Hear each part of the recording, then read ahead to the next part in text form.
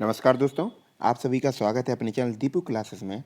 और जैसे कि आज तारीख है आपकी 6 सितंबर, तो हम लेकर आए हैं आपके लिए 6 सितंबर का करंट अफेयर का सेशन। तो रोज़ की तरह इसमें भी आपके टॉप 10 मोस्ट एक्सपेक्टेड क्वेश्चन लिए जाएंगे।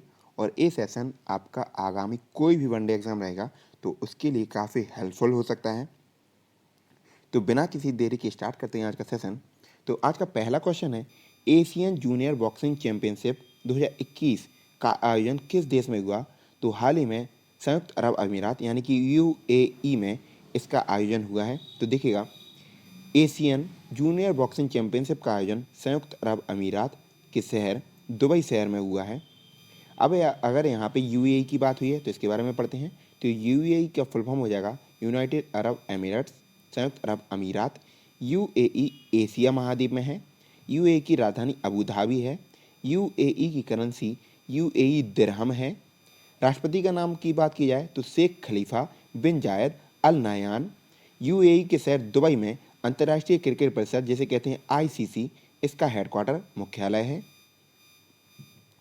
दुनिया की सबसे ऊंची इमारत अगर पूछा जाए कौन है तो बुर्ज खलीफा इसका नाम। इसकी ऊंचाई लगभग लगभग 830 मीटर यानी कि 829.8 मीटर। और ये कहाँ पे है? यूएई से देश के दुबई शहर में स्थित है। ठीक है। कोयले से बिजली बनाने वाला पहला अरब देश की अगर बात की जाए तो यूएई ही हो जाएगा। आईपीएल 2020 का आयोजन कहाँ पे हुआ? यूएई देश में हुआ। और यूएई के सर्वोच्च नागरिक सम्मान जैसे कि भारत का है भारत रत्न, ऐसे ही वहाँ का है ऑर्डर ऑफ जायद। और एक किसको मिला है हाल ही में? तो प्रधानमंत्री नरेंद्र मोदी जो हमारे भारत के प्रधानमंत्री हैं, इनको ये दिया गया है। ठीक है, चलेगा। बढ़ते हैं आज के सेकंड क्वेश्चन की ओर। भारत और किस देश के बीच सिम्बैक्स नामक संयुक्त नौसैनिक अभ्यास आयोजित हुआ है? तो नाम से ही मतलब आप समझ सकते हैं, रिलेट कर सकते हैं। तो सिम्बैक्स में एस लिखा है और आई लिखा है। ऐसे हो जाएगा सिंगापुर, आई से हो जाएगा इंडिया। तो सिंगापुर और भारत के बीच में इस सिम्बैक्स नामक नौसैनिक अभ्यास आयोजित हुआ है। इसके बारे में पढ़ते हैं। देखो, सिम्बैक्स का full form Singapore India maritime bilateral exercise. SIMBEX का एक कौन सा संस्करण है? तो ये 28वां एडिशन है जो 2 से 4 सितंबर तक आयोजित किया जाएगा। पहली बार 1994 में इस युद्ध अभ्यास का आयोजन किया गया था। अगर बात की जाए तो सिंगापुर भारत समुद्री द्विपक्षीय अभ्यास दोनों पक्ष के बीच में सिम्बैक्स भारतीय नौसेना और सिंगापुर नौसैनिक द्वारा आयोजित वार्षिक द्विपक्षीय नौसैनिक अभ्यास है। कौन सा एडिशन है? तो जैसे कि पहले बता चुके हैं 28वां है। और कहाँ पे हुआ है? तो दक्षिण चीन सागर के पास में। ठीक है, चलेगा। अभी हाल ही में जो टॉप 5 युद्ध अभ्यास हुए हैं इसको भी यहाँ डिस्कस कर लेते हैं। तो देखो, बहुराष्ट्रीय अभ्यास की बात की है, सी कैट इसका नाम, और ये भारत और अमेरिका के बीच में हुआ है। द्विपक्षीय समुद्री अभ्यास जिसका नाम है जायर अल बहर, कतर और भारत के बीच में। कॉन्कॉर्ड एक्सरसाइज 2021 भारत और ब्रिटेन के बीच में। संयुक्त सैन्य अभ्यास जिसका नाम है काजिन, देखो नाम से ही स्पष्ट है, काज मतलब कजाकिस्तान और आईएनडी मतलब इंडिया। तो काजिन 2021 भारत और कजाकिस्तान के बीच में। शेयर डेस्टिनी 2021 किन किन के बीच में? तो 4 देशों के बीच में बहुराष्ट्रीय शांति अभ्यास, चीन, पाकिस्तान, मंगोलिया और थाईलैंड। ठीक है, चलेगा। बढ़ते हैं आगे अगले क्वेश्चन की ओर। टोक्यो पैरालंपिक काफ़ी इंपॉर्टेंट है। टोक्यो पैरालंपिक 2020 में प्रमोद भगत ने बैडमिंटन में कौन सा पदक जीता? तो भारत का अभी तक का सर्वश्रेष्ठ प्रदर्शन इसी पैरालंपिक गेम्स में रहा है। टॉप लेडर बोर्ड की बात की जाए तो ऊपर से ए भारत की रैंकिंग 24वें स्थान पर है पदकों में। और प्रमोद भगत जी की बात किया जाए तो इन्होंने बैडमिंटन में स्वर्ण पदक जीता है। ठीक है, तो सारे के सारे जितने भी खिलाड़ी हैं जिन्होंने पदक जीते हैं तो वो भी यहाँ पे डिस्कस कर लेते हैं। देखिएगा, बैडमिंटन खिलाड़ी प्रमोद भगत ने मैन सिंगल SL3 स्पर्धा में स्वर्ण पदक जीता है। टोक्यो पैरालंपिक 2020 में भारत ने अपना सर्वश्रेष्ठ प्रदर्शन करते हुए 5 स्वर्ण पदक, 8 रजत और 6 कांस्य पदक जीतकर कुल 19 पदक जीतकर 24वां स्थान हासिल किया है, जो हमने बता दिया है आपको। और अगर बात की जाए तो सभी पदक विजेताओं के नाम देख लीजिएगा, इसका एक लिस्ट बना लीजिए, उसको रिपीट मतलब रिवाइजन और रिवीजन करते रहिएगा। अवनी लेखरा निशानेबाजी से संबंधित है, स्वर्ण पदक जीता है और कांस्य पदक। सिंहराज अधाना निशानेबाज हैं, कांस्य पदक जीता है और रजत पदक। देवेन झाझरिया भाला फेंक में रजत पदक जीता है। सुंदर सिंह गुर्जर भाला फेंक कांस्य पदक। योगेश कथुनिया डिस्क थ्रो रजत। सुमित अंतल भाला फेंक स्वर्ण। तो देखो, भाला के तीनों स्वर्ण और यहाँ पे कांस्य और रजत, ये तीनों के तीनों किसमें जीते हैं? भाला फेंक में। तो तीनों को याद रखिएगा। आगे लिस्ट में देखिएगा, निषाद कुमार किससे संबंधित है? हाई जंप से रजत पदक जीता है। भाविना पटेल टेबल टेनिस रजत पदक। मरियप्पन थंगावेलु हाई जंप रजत पदक और पहले ध्वजवाहक के रूप में इन्हीं का चयन किया गया था। प्रवीण कुमार हाई जंप रजत पदक, मनोज सरकार बैडमिंटन कांस्य पदक, मनीष नरवाल निशानेबाज स्वर्ण पदक इंपॉर्टेंट, हरविंदर सिंह तीरंदाजी कांस्य पदक, शरद कुमार हाई जंप कांस्य पदक, सुहास थईराज बैडमिंटन रजत पदक और कृष्ण नागर बैडमिंटन स्वर्ण पदक। सारे के सारे इंपॉर्टेंट है, लिस्ट बना लीजिएगा, कहीं पे चिपका लीजिएगा और पढ़ते रहिएगा, क्योंकि पेपर में ये आपको लिस्ट में से कोई ना कोई देखने को मिलेगा ही मिलेगा। ठीक है, चलिएगा। राष्ट्रीय शिक्षक दिवस इंटरनेशनल टीचर्स डे 2021 कब मनाया गया? तो सभी को पता है, डॉक्टर सर्वपल्ली राधाकृष्णन के जन्म उत्सव के तौर पर इसे मनाया जाता है। राष्ट्रीय शिक्षक दिवस को 5 सितंबर को मनाया गया और इसी दिन इंटरनेशनल चैरिटी डे, कौन सा? इंटरनेशनल चैरिटी डे भी मनाया जाता है। ठीक है, इसके बारे में पढ़ते हैं। देखो, 5 सितंबर 2021 को शिक्षक दिवस का 59वां संस्करण मनाया गया। पहली बार कब मनाया गया था? 1962 में। क्यों मनाया जाता है? इंपॉर्टेंट है। शिक्षक दिवस भारत के प्रथम उपराष्ट्रपति और दूसरे राष्ट्रपति डॉक्टर सर्वपल्ली राधाकृष्णन की जयंती पर हर साल 5 सितंबर को मनाया जाता है। अगर डॉक्टर सर्वपल्ली राधाकृष्णन जी की बात हुई है तो 5 सितंबर 1988 को तमिलनाडु के तिरुमनी में इनका जन्म हुआ था। भारत में हर वर्ष 5 सितंबर को शिक्षक दिवस क्यों मनाया जाता है? तो शिक्षकों को सम्मान देने, शिक्षकों को बढ़ावा देने और उनके द्वारा किए गए कार्य पर प्रकाश डालने के लिए यह दिवस मनाया जाता है। ठीक है, अगस्त के अगर टॉप 5 दिवसों के बारे में बात की जाए तो देखो, विश्व मच्छर दिवस 20 अगस्त को मनाया जाता है उन्मूलन के लिए। विश्व वरिष्ठ नागरिक दिवस 21 अगस्त को, उनके बारे में सबको बताने के लिए, उनकी अहमियता। विश्व संस्कृत दिवस 22 अगस्त को, महिला समानता दिवस 26 अगस्त को और प्रत्यक्ष कार्यवाही दिवस जो मुसलमानों को भड़काया गया था हिंदुओं के खिलाफ, जिसमें काफ़ी हिंदुओं को मारा गया था, ये 16 अगस्त को। ठीक है, चलेगा। किसके द्वारा? मोहम्मद अली जिन्ना द्वारा। भारत का पहला ई व्हीकल अनुकूल हाईवे कौन सा बन गया है? तो दिल्ली चंडीगढ़ हाईवे अब ई व्हीकल अनुकूल हाईवे बन गया है। इसका मतलब क्या है? इसका मतलब सीधा सीधा है, जो आपकी ई व्हीकल मतलब इलेक्ट्रॉनिक व्हीकल हैं उनके लिए यहाँ पे चार्जिंग पोर्ट बनाए गए हैं।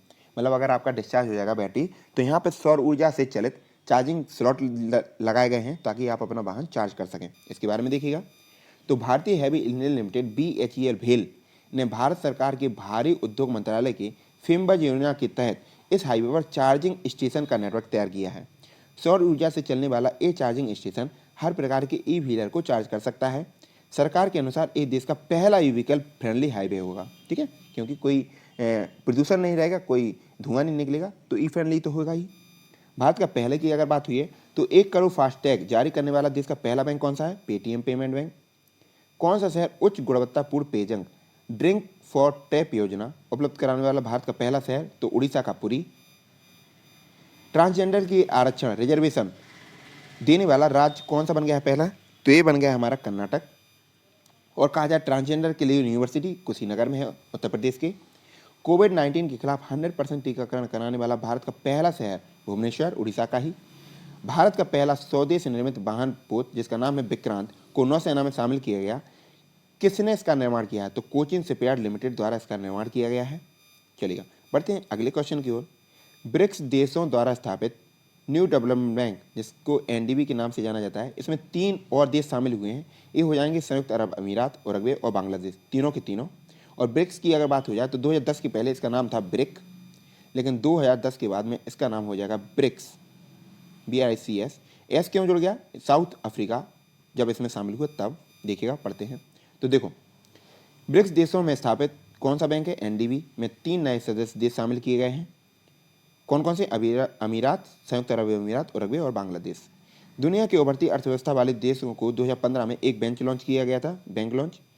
पहले कौन से थे? शुरू में ब्रिक्स देश में ब्राजील, रूस, भारत, चीन और दक्षिण अफ्रीका, लेकिन अब 3 नए देश आ गए हैं।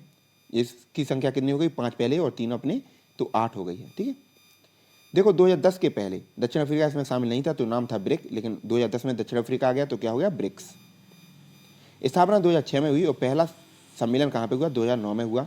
कहाँ पे हुआ? रूस के येकोतेनबर्ग में। मुख्यालय है शंघाई, चीन में। और सदस्य देशों की संख्या या नाम पूछा जाए तो ब्राजील, रूस, भारत, चीन और दक्षिण अफ्रीका, और हाल ही में 3 और हुए हैं, उरुग्वे, संयुक्त अरब अमीरात और बांग्लादेश, तो हो जाएंगे अपने 8। ठीक है, 2020 के ब्रिक्स का सम्मेलन 12वां संस्करण की अध्यक्षता किसने की? रूस ने की। अगर जनसंख्या की बात की जाए तो संपूर्ण विश्व की जनसंख्या और ब्रिक की अगर बात की जाए तो 40% है इसका, क्योंकि इसमें रूस भी है, चीन भी है, भारत भी है। ब्रिक्स देशों के बैंक का नाम, तो एनडीबी, न्यू डेवलपमेंट बैंक हो जाएगा, जो इंपॉर्टेंट है क्वेश्चन था। चलिएगा 7वां क्वेश्चन देखिएगा, किस देश में पहली बार एप्पल और गूगल के ऐप स्टोर को एकाधिकार खत्म करने के लिए एंटी गूगल लॉ कानून को पारित किया है? तो ये किया दक्षिण कोरिया ने। ठीक है, देखिएगा क्या है ये। तो एप्पल और गूगल के ऐप स्टोर के एकाधिकार को खत्म करने के लिए दक्षिण कोरिया की संसद ने एक बिल पारित किया है, एक विधेयक पारित किया है। किस लिए? क्योंकि जो आप ऐप स्टोर में भुगतान प्रणाली है उस पर लगाम लगे। यह बिल विशेष रूप से ऐप इन मतलब जो रुपए दे के आप प्रीमियम ऐप खरीदते हो ना, उस पर इससे रोक लगेगी। ठीक है, तो ये सबसे बड़ा दुनिया का पहला कानून बनेगा जो ऐसा करने जा रहा है। यहाँ पे अगर दक्षिण कोरिया की बात हुई है तो ये देखिएगा, दक्षिण कोरिया एशिया महाद्वीप में स्थित है।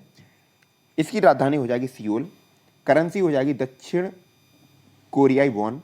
दक्षिण कोरिया के प्रधानमंत्री का नाम किम बू क्यूम। राष्ट्रपति के नाम की बात की जाए तो मून जे इन। सैमसंग, हुंडई, एलजी, इन तीनों की तीनों कंपनियों का मुख्यालय कहाँ पे? दक्षिण कोरिया में है। और उत्तर कोरिया और दक्षिण कोरिया को जो लाइन या कहा जाए अंतर्राष्ट्रीय सीमा अलग करती है उसका नाम क्या हो जाएगा? 38वीं समांतर रेखा। दक्षिण कोरिया की संसद का नाम क्या है? National assembly. काफी इंपॉर्टेंट है, इसको जरूर याद कर रखिएगा। चलिएगा बढ़ते हैं अगले क्वेश्चन की ओर। Know your rights and claim them पुस्तक किसके द्वारा लिखी गई? एंजेला जोली के द्वारा। और हाल ही में जो top 5 current book and author हैं उसको भी यहाँ चर्चा कर लेते हैं। तो देखो, your best day is today Anupam Kher द्वारा। और अनुपम खेर क्या है? एक अभिनेता है और नेशनल स्कूल ऑफ ड्रामा में भी इनका काफ़ी भूमिका है। आई एम नो मेस्ड पुस्तक सोनू सूद और मीना अय्यर दोनों के संयुक्त रूप से। ओ मिजोरम पुस्तक PS श्रीधरन पिल्लई द्वारा। Overdraft saving the Indian saver Udit Patel द्वारा। और उदित पटेल आपके क्या थे ये आपको कमेंट बॉक्स में बताना है। अन एरा ऑफ डार्कनेस पुस्तक शशि थरूर द्वारा। अगला क्वेश्चन देखिएगा, छठे पूर्वी आर्थिक मंच जिसको जाना जाता है EEF ईस्टर्न इकोनॉमिक फोरम की मेजबानी कौन से देश ने की है? तो रूस ने की है। इसके बारे में देखिएगा, तो प्रधानमंत्री नरेंद्र मोदी ने भारत की तरफ से इसकी अध्यक्षता की वीडियो कॉन्फ्रेंसिंग के जरिए, क्योंकि कोरोना चल रहा है। ठीक है, तो प्रधानमंत्री नरेंद्र मोदी ने तो रूस में आयोजित छठे पूर्वी आर्थिक मंच के पूर्ण सत्र को वीडियो कॉन्फ्रेंसिंग के माध्यम से संबोधित किया। कहा जाए तो इन्होंने अध्यक्षता की भारत की तरफ से। और देखिएगा, प्रधानमंत्री ने भारत की एक्ट ईस्ट नीति के तहत रूस के एक विश्वसनीय भागीदार होने पर या होने की अपनी प्रतिबद्धता को दोहराया। और उन्होंने रूसी सुदूर पूर्व के विकास में भारत और रूस के प्राकृतिक अनुपूरकताओं को रेखांकित किया है, उन पर प्रकाश डाला है। ठीक है, चलिएगा किस देश के, आज का लास्ट क्वेश्चन देखिएगा, किस देश के प्रधानमंत्री का नाम योशिहिदे सुगा था जिन्होंने हाल ही में इस्तीफा दे दिया है? तो ये जापान के प्रधानमंत्री थे। इसके बारे में पढ़ते हैं। तो देखो, जापान एशिया महाद्वीप में स्थित है। राजधानी टोक्यो हो जाएगा। करेंसी जापानी येन। किस देश को सूर्योदय का देश या निप्पॉन के नाम से जाना जाता है? तो ये जापान हो जाएगा। जापान की संसद का नाम डाइट। जापान की सबसे लंबी नदी शिनोने नदी। सबसे ऊंचा पर्वत माउंट फूजी। और देखिएगा कंपनी कितनी है? Hitachi, Sony, Toshiba, Panasonic, Fujifilm, Mitsubishi का मुख्यालय कहाँ पे है? जापान में है। जापान की राजधानी टोक्यो में। हेनली पासपोर्ट इंडेक्स, इसमें शीर्ष पर कौन सा रहा है? जापान। और हेनली पासपोर्ट इंडेक्स क्या होता है? ये वही इंडेक्स है जिसके द्वारा यह पता लगता है कि किस देश का पासपोर्ट कितना स्ट्रांग है कि वो बिना वीजा के अन्य देशों की यात्रा कर सकता है। तो ये हो जाएगा जापान। ठीक है, अब इन्हों 10 क्वेश्चन का रिवीजन कर लेते हैं फटाफट से। देखो, एशियन जूनियर बॉक्सिंग चैंपियनशिप का आयोजन कहाँ पे हुआ? UAE में हुआ। भारत और किस देश के बीच में सिम्बैक्स, तो नाम से ही स्पष्ट है, S से सिंगापुर, I से इंडिया, तो ये सिंगापुर के बीच में हुआ है। टोक्यो ओलंपिक या टोक्यो पैरालंपिक 2020 में प्रमोद भगत ने बैडमिंटन में कौन सा पदक जीता है? स्वर्ण पदक। पहला क्वेश्चन तो यही बनेगा कि प्रमोद भगत किससे संबंधित है? तो बैडमिंटन से। राष्ट्रीय शिक्षक दिवस पी दिवस सर्वपल्ली राधाकृष्णन जी की जन्म दिवस के रूप में मनाया जाता है 5 सितंबर को। भारत का पहला ई-व्हीकल अनुकूल हाईवे, तो ये क्या हो जाएगा? सौर ऊर्जा से यहाँ पे चार्जिंग स्लॉट बनाए गए हैं जो अपने ई-व्हीकल को चार्ज कर सकते हैं इस पर। तो दिल्ली चंडीगढ़ हाईवे पर ये हुआ है।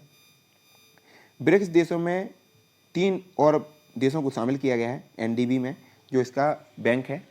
तो इसमें कौन कौन से हैं? संयुक्त अरब अमीरात, उरुग्वे और बांग्लादेश। किस देश में पहली बार एप्पल और गूगल के ऐप स्टोर को एकाधिकार खत्म करने पर एंटी गूगल लॉ पास हुआ है? तो ये बिल हुआ है दक्षिण कोरिया में पास। सृष्टि का या प्रकाश या विश्व का यह पहला ऐसा कानून बनेगा। No your rights and claim them पुस्तक एलेना जोली द्वारा लिखित है। छठे पूर्वी आर्थिक मंच की मेजबानी कौन से देश ने की है? रूस ने की है। भारत की अध्यक्षता किसने की है? PM नरेंद्र मोदी ने वीडियो कॉन्फ्रेंसिंग के जरिए से। किस देश के प्रधानमंत्री योशिहिदे सुगा ने इस्तीफा दिया है। तो जापान के प्रधानमंत्री थे जिन्होंने हाल ही में इस्तीफा दे दिया है। तो ये थी हमारी करंट अफेयर की छोटी सी क्लास। आशा करते हैं चीज़ें स्पष्ट हुई होंगी। अगर चैनल पर पहली बार हैं तो प्लीज़ चैनल को सब्सक्राइब कर लें, सेशन को प्लीज़ लाइक करें, शेयर करें दोस्तों के साथ, और ऐसे ही हंसते ना पढ़ते रहें, मुस्कुराते रहें। बाय बाय, टेक केयर, जय हिंद। मिलते हैं अगले सेशन में, तब तक के लिए धन्यवाद।